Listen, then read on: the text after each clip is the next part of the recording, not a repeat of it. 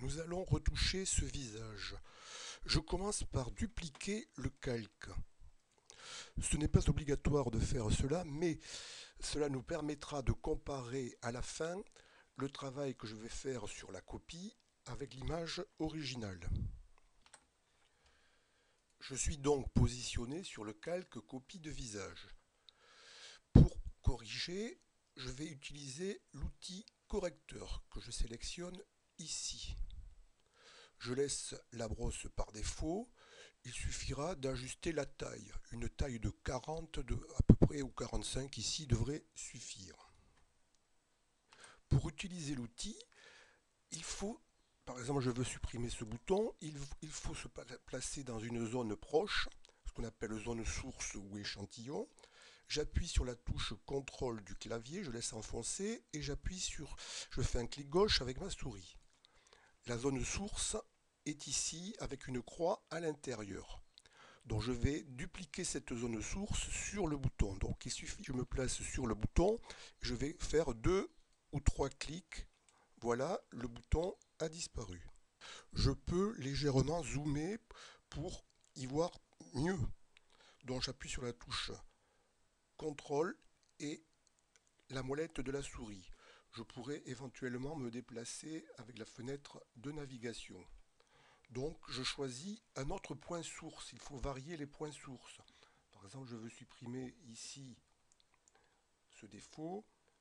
CTRL, clic gauche, la zone source est délimitée. Je clique une ou deux fois. Voilà. Pareil, je vais supprimer ceci. Une zone source ou échantillon proche. CTRL, clic gauche et je clique ici. Je continue ainsi pour éliminer d'autres défauts de la peau.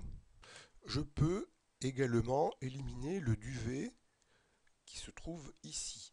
Il faudra prendre plusieurs zones sources. Par exemple ici, toujours une zone source proche, CTRL clic gauche et je fais plusieurs clics. Je n'hésite pas à changer de zone source.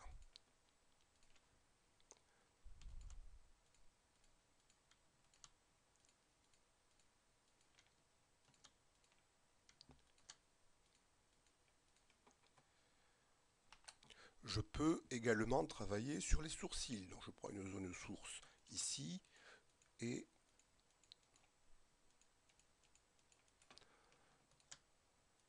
voilà, j'ai changé de zone source.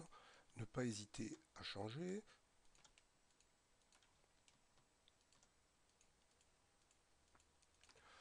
Si je veux rectifier mon travail, je peux toujours revenir en arrière en appuyant sur la touche CTRL du clavier, puis sur la touche Z.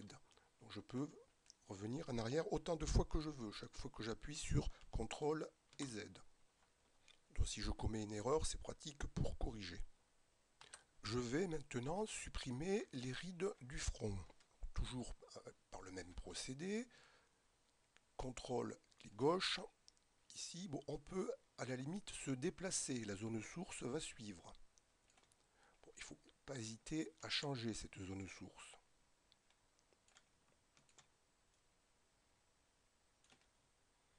Pour le cas des rides, je peux donc me déplacer.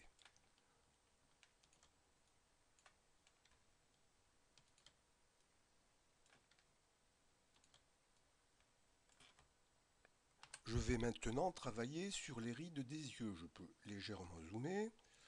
Je choisis une zone source. Bon, l'important est de choisir une bonne zone source. Ici, par exemple, voilà. Je n'hésite pas à changer. Ici. Ici.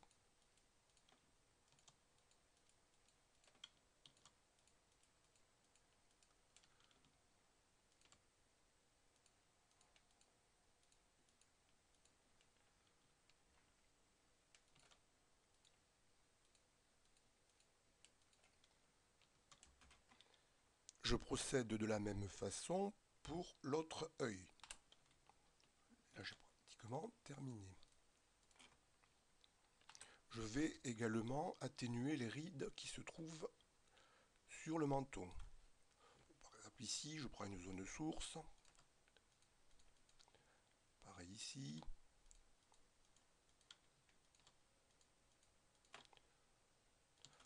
n'hésite toujours pas à changer de zone source, d'échantillon. Toujours CTRL, clic gauche pour sélectionner la zone source. Par exemple ici, même chose, je peux suivre ou alors procéder par clic. Voilà, le travail de retouche est terminé. Bon, je peux toujours continuer pour peaufiner, mais voilà en gros ce que ça donne. Pour comparer avec l'image originale, j'enlève l'œil ici du calque copie, voilà l'image originale. Je remets l'œil du calque copie sur lequel je suis positionné. Bon, le visage est amélioré. Nous allons encore améliorer en donnant à la peau un grain ou un teint plutôt ce qu'on appelle le teint peau de pêche.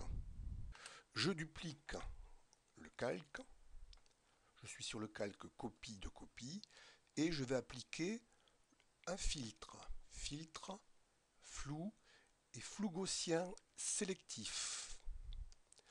Ici, il y a rayon de flou. Dans le champ rayon de flou, je mets 13. Et pour maxima delta, je mets 18. Je valide. La peau était améliorée, mais le résultat, ce n'est pas naturel. Donc nous allons corriger ceci. Je passe le calque copie de copie en mode dissoudre. Il suffit maintenant que je baisse l'opacité de ce calque jusqu'à ce que le résultat me paraisse plus naturel. Bon, si je la mets à 0, ça ne servira à rien bien sûr. Donc voilà, c'est d'avoir